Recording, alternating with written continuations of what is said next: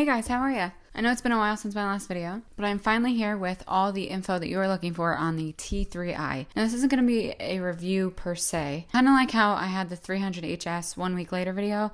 This is going to be 3 weeks later? I think that's how long it's been. So let's jump right into it.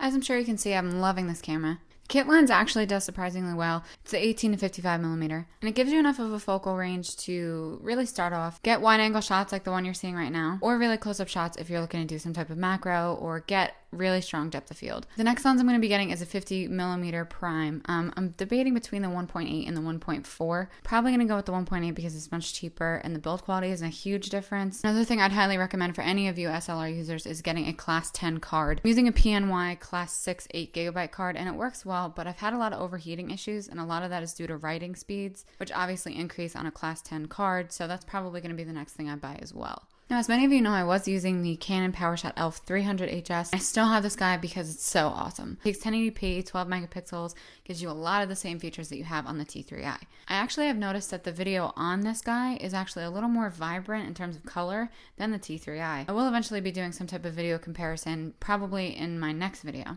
The big advantage to an SLR really over something like the 300HS is the full control over the lenses. I'm going to show you some test footage right now that shows off how cool it is to use manual focus in certain video settings.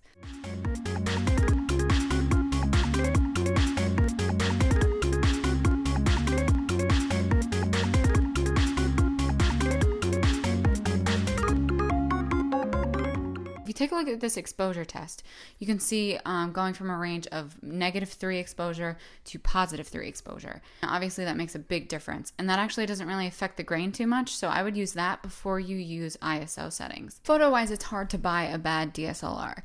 DSLRs at this point have kind of almost perfected photography and are now kind of differentiated by their video capabilities, or at least in my mind, that's how it works at this point. With a sensor that large and some solid glass, you could take a good photo with any SLR. Just the same, here are some test photos that I've taken. These edit very, very nicely in Aperture and any other type of photo program. Again, it really comes down to knowing your settings, understanding how the camera works, and then manipulating those. You can get a really amazing shot out of a T3i.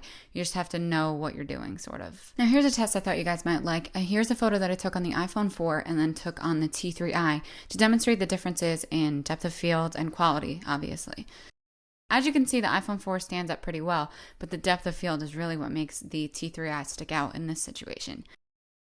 I know it sounds like I bought an SLR just for depth of field, and I didn't. I bought it for control, but we all know we love depth of field. As you can see in some of the shots that obviously don't have a flash, the T3i stands up really well without one. When I used to use my XSI without a flash, you would get a lot of blur. It would be hard for the lens to focus on it totally. A lot of that has to do with the heart of the body in the processor. The T3i is noticeably faster in that sense. Those are my initial impressions of the T3i after using it for about a month or so. If you guys have any specific questions, feel free to leave them in the comments below. I'll answer them in a future video. As I said, all the photos and their edited versions from this video will be on Flickr, so be sure to check me out on Flickr. And I did get an iPhone 4, as you saw in my Steve Jobs video, so be sure to add me on Instagram for some more photo goodness. And of course, don't forget to hit subscribe. I'm so happy to see so many new faces, and I'm blown away that we have a community of almost 1,000 people now. That's so awesome. As always, thanks for watching, and I will see you in the next video. Goodbye.